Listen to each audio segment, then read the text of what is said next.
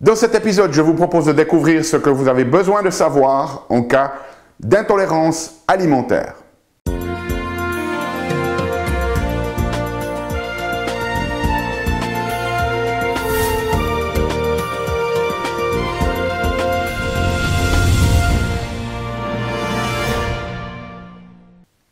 Parce que la vie est bien trop magique pour être petite et que nous avons tous besoin d'une prescription pour grandir en conscience et faire que nos rêves dévorent notre vie. Bonjour, je suis le Dr Yannick Pauly, bienvenue à un nouvel épisode d'une grande vie où chaque semaine je vous propose de découvrir des stratégies pratiques pour grandir en conscience, qu'elles soient d'ordre physique, émotionnel, psychologique ou spirituel, parce que c'est cette conscience qui est au cœur d'une vie pleinement vécue et de notre évolution en tant qu'être humain. Alors cette semaine, ce que j'ai décidé de faire, c'est de vous parler un petit peu d'intolérance alimentaire et ce qu'il faut savoir, garder à l'esprit en lien avec ces intolérances alimentaires et les problèmes de santé éventuels qu'elles pourraient causer chez vous. Alors, cette discussion, en fait, elle était inspirée d'une tendance que j'ai vue ici, c'est-à-dire que sur cette année, j'ai eu au moins 3 enfants de moins de 18 mois qui sont venus me consulter, notamment pour les problèmes gastro-intestinaux chez qui le pédiatre ou la pédiatre avait recommandé l'élimination de la protéine du lait parce qu'il pensait qu'il y avait potentiellement une intolérance à ces produits laitiers dans la composante de la problématique gastro-intestinale de ces enfants. Et ce que j'ai trouvé très intéressant dans cette tendance, eh bien, c'est que si je regarde ma propre évolution, lorsque j'ai commencé à pratiquer il y a une vingtaine d'années, eh bien, on utilisait déjà ces principes d'intolérance alimentaire, d'élimination des intolérances dans diverses problématiques de santé. Et il y a 20 ans, il faut dire qu'il n'y en avait pas beaucoup dans le cadre médical qui faisaient de telles recommandations. Je me souviens qu'il y a 20 ans, lorsque je proposais à des mamans d'éliminer certains aliments chez leurs enfants en bas âge, eh bien, j'ai eu quelquefois des conversations téléphoniques très houleuses avec le pédiatre parce que pour eux, c'était quelque chose de complètement inconnu. Même si c'était déjà à l'époque publié dans la littérature. Donc on voit qu'il y a une évolution très nette qui s'est faite sur ces 20 dernières années où de plus en plus de professionnels de la santé commencent de reconnaître le rôle de ces intolérances alimentaires dans les problématiques de santé et cela va jusque même chez certains professionnels médicaux, il y en a de plus en plus qui prennent ces éléments en compte. On peut le voir aussi par exemple avec la notion de FODMAP, ces aliments qui sont riches en certains sucres qui sont facilement fermentables, qui peuvent participer par exemple à l'intestin irritable ou au côlon irritable. Okay? Donc, on voit qu'il y a une évolution, de plus en plus de professionnels reconnaissent l'importance de ces intolérances alimentaires, mais maintenant, avec cette tendance, eh bien, il y a aussi de plus en plus de recherches et on en sait aujourd'hui beaucoup plus sur comment gérer cliniquement ces intolérances alimentaires, parce qu'à l'époque, et de nombreux professionnels malheureusement le font encore, mais c'est simplement de dire, ok, vous avez une intolérance à un aliment, donc enlevons cet aliment, et la personne se sent mieux, génial, on pense avoir fait un bon travail. Et puis en fait, il peut y avoir potentiellement un certain nombre de conséquences qu'il est important de connaître que la science nous a révélées. Alors aujourd'hui, j'aimerais vous parler un petit peu plus justement de cette notion d'intolérance alimentaire et on va discuter de ce thème au travers de 3 éléments, si vous voulez, qui vont participer à ces intolérances alimentaires. Alors, le premier élément, c'est ce que l'on appelle les facteurs antigéniques, c'est-à-dire qu'il y a des choses qui vont plus ou moins faire qu'un aliment peut être réactif ou ce qu'on appelle antigénique, c'est-à-dire qu'il crée une réponse du système immunitaire qui n'arrive pas à tolérer cet aliment. Et dans ces facteurs antigéniques, la première des choses qu'il faut prendre en compte, c'est la notion de cuisson. C'est-à-dire que vous pouvez avoir, au moment où vous cuisez un aliment, ça va déformer sa structure moléculaire au point où vous pouvez le rendre réactif. Donc, la première des choses, c'est de vous rendre compte que lorsque l'on parle d'une intolérance alimentaire, il peut y avoir une différence marquée de réactivité de votre corps entre un aliment qui est cru et un aliment qui est cuit, et ça, on l'oublie trop souvent. On l'oublie aussi trop souvent si vous avez peut-être fait des tests ou des panels alimentaires de réactivité ou d'intolérance alimentaire où on mesure les IgG. Eh bien, très souvent, les laboratoires, ils utilisent des aliments qui sont crus Et donc, vous pouvez avoir sur les résultats du test qu'un aliment finalement ne cause pas de réaction dans votre corps, mais lorsque vous le cuisez, il pourrait potentiellement créer une réaction. Okay? Ça, c'est quelque chose de très très important. Il y a des laboratoires qui testent pour les aliments crus et les aliments cuits, mais la plupart des labos, surtout ici en Europe, ils ne testent que pour les aliments crus. Ça, il faut le savoir. Deuxième élément, c'est la combinaison des protéines, c'est-à-dire que vous pouvez avoir un aliment, lorsque vous le consommez comme ça, vous n'êtes pas réactif. Un autre aliment, lorsque vous le consommez seul, il n'est pas réactif. Mais lorsque vous consommez ces deux aliments ensemble, notamment s'ils ont été cuits ensemble, eh bien, ça peut créer des interactions qui maintenant peuvent faire réagir votre corps. J'ai par exemple souvenir d'un patient. J'ai une patiente qui souffrait de migraine où on a découvert en fait qu'il était sensible aux produits laitiers et au gluten, mais ce qui était particulier chez lui, c'est que s'il mangeait des produits laitiers, ça ne déclenchait absolument pas. S'il ne mangeait que du gluten, ça ne déclenchait pas. C'était quand il combinait en fait ces aliments ensemble, par exemple dans une pizza, que cela déclenchait ces migraines. Donc ça, c'est un autre élément à prendre en compte. Et une fois de plus, si vous avez fait appel à des tests de sensibilité alimentaire, eh bien, la plupart des labos ne testent pas pour les combinaisons les plus fréquentes d'aliments, et ça, c'est quelque chose d'important à garder à l'esprit. Okay? Deuxième élément qu'il faut discuter en fonction des intolérances alimentaires, c'est la notion de réaction croisée. Alors, une réaction croisée, ben, c'est quoi? Eh bien, c'est quand votre système immunitaire commence de réagir à une séquence de protéines ou d'acides aminés chez un aliment et que cette séquence en fait d'acides aminés, eh bien, on la retrouve aussi dans certains de nos tissus. Et donc, si le système immunitaire commence de réagir à un aliment, eh bien, il peut commencer de confondre vos propres tissus pour cet aliment. Et là, on va prendre un élément ici, on va prendre un élément qu'on appelle la tropomyosine. Et cette tropomyosine, eh bien, c'est un élément qui a environ 300 acides aminés et dans ces 300 acides aminés, il y a une séquence d'environ 12 acides aminés qu'on retrouve notamment par exemple dans le crabe, chez les crevettes et chez d'autres poissons par exemple comme le tilapia. Et donc cette séquence, elle est très proche de certains tissus humains, notamment au niveau de notre système gastro-intestinal.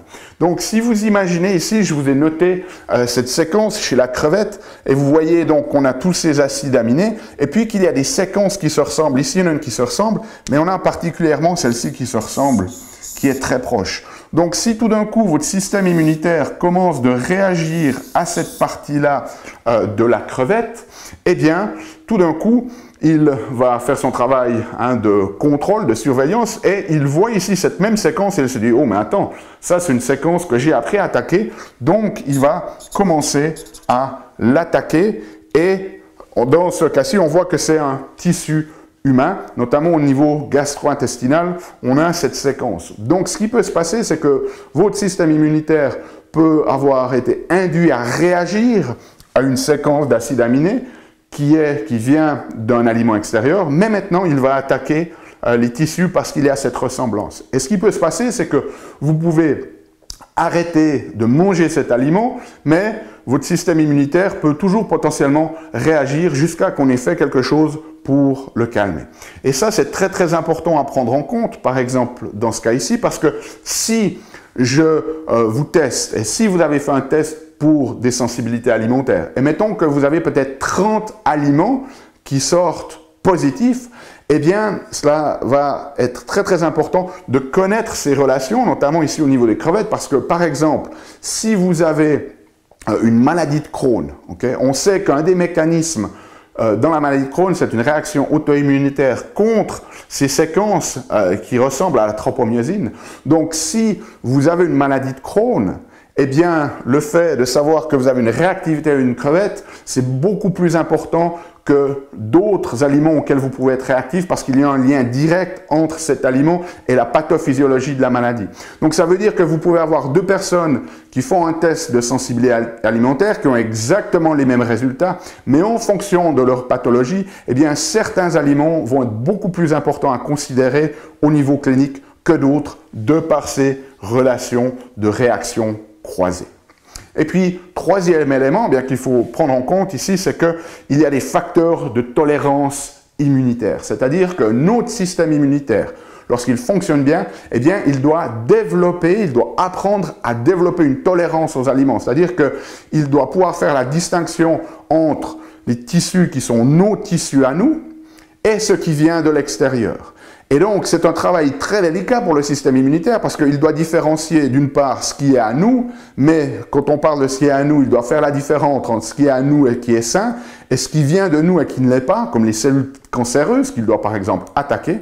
Et puis, ce qui vient de l'extérieur, eh bien, il doit apprendre à faire la distinction entre quelque chose qui vient de l'extérieur et qu'il doit attaquer, comme un agent pathogène par exemple, ou quelque chose qui vient de l'extérieur et qu'il ne doit pas attaquer, comme par exemple un aliment.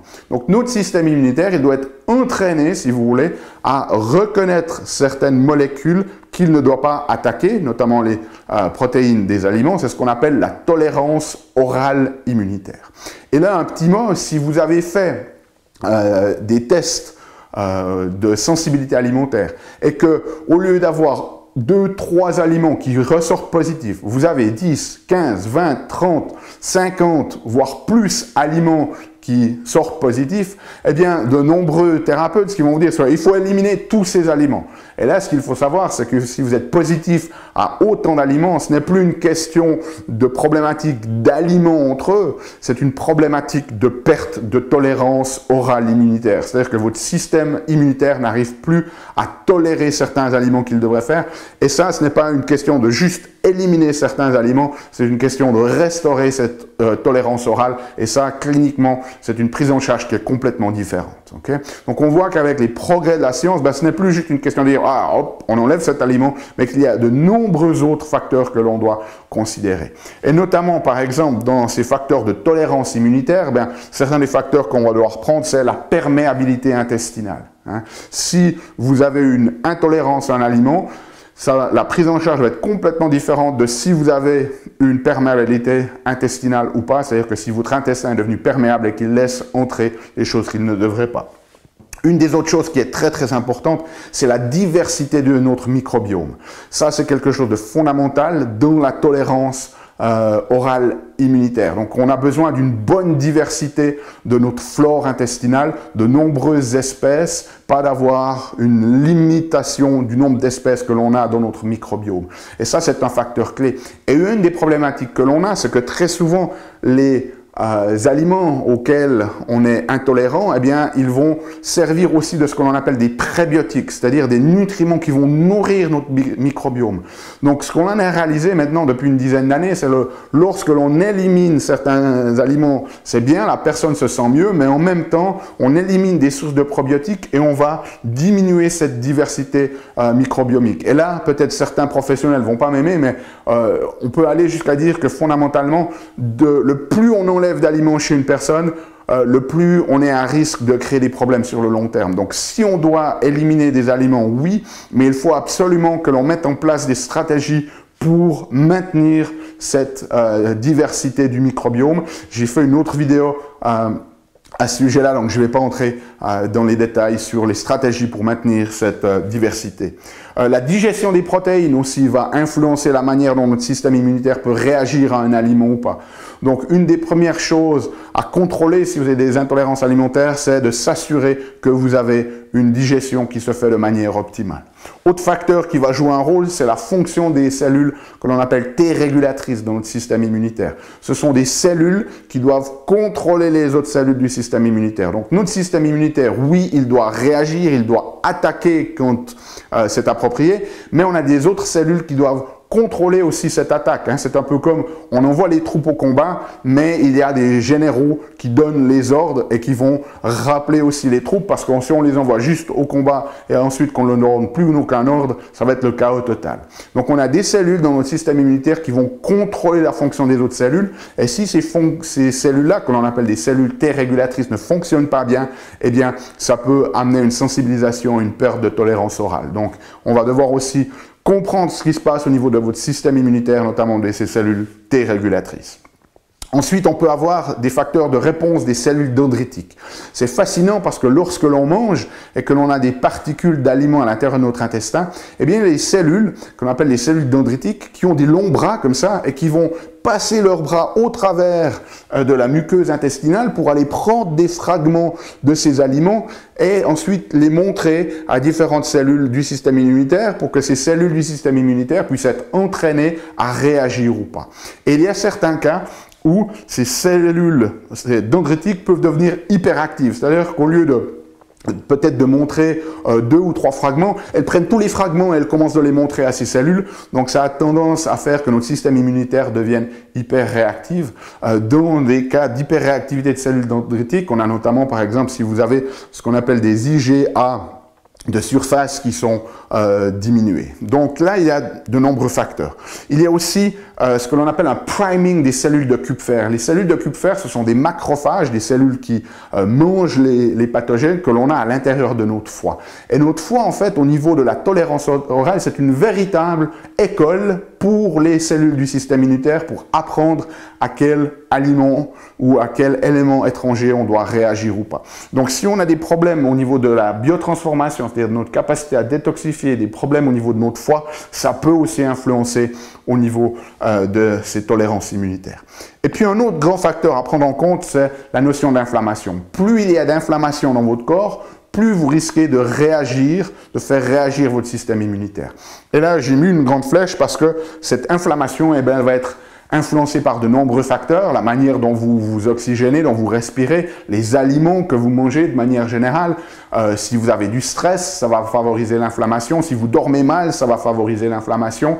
Si vous avez une glycémie, une régulation de la glycémie au niveau du sang qui n'est pas optimale, ça va influencer aussi cette inflammation. Donc vous voyez que lorsqu'on parle d'intolérance alimentaire, eh bien on n'est plus juste dans une notion de « oh, je suis sensible à cet aliment parce que je l'ai découvert au travers d'un processus d'élimination et de réintroduction ou au travers d'un test de sensibilité alimentaire. » Et puis, eh bien à ce moment-là, ce n'est plus une question de dire « enlevez cet aliment-là » et voilà, on a fini le travail clinique. Non, c'est tous ces facteurs-là qu'un professionnel devrait prendre en compte et commencer d'aborder dans la gestion de ces intolérances alimentaires. Et peut-être pour terminer, un dernier mot pardon, sur ces tests de sensibilité alimentaire. Ils sont controversés dans le domaine médical. Il y a de nombreuses raisons pour ça, je ne vais pas entrer dans les détails. Mais si vous décidez de faire un test de réactivité alimentaire, eh bien, vous allez mesurer en fait la réponse des aliments, la plupart du temps, soit un IgG, ce qu'on appelle des IgG, des immunoglobulines G, la réponse de votre corps à certains aliments. Et donc, là, ce que je vois souvent, c'est que les gens viennent avec ces panels alimentaires qui testent les IgG et le professionnel qui l'a commandé n'a jamais testé la capacité de votre corps à générer des IgG. Alors, ce qui peut se passer, c'est que tout d'un coup, votre corps, il produit trop d'IgG, et dans ce cas-là, vous pouvez avoir plein de résultats positifs sur vos tests qui n'ont rien à voir avec des sensibilités alimentaires, mais qui ont à voir avec le fait que votre système immunitaire produit trop d'IgG, ou dans certains cas, votre système immunitaire ne produit pas suffisamment d'IgG, donc vous avez des résultats d'un test qui sortent négatifs alors que vous avez peut-être potentiellement des sensibilités alimentaires, mais le test ne le montre pas parce que votre système immunitaire n'arrive pas à produire suffisamment d'IgG. Donc, si vous voulez faire un test de sensibilité alimentaire, demandez aux professionnels qui vous le prescrivent qu'ils contrôlent également vos IgG.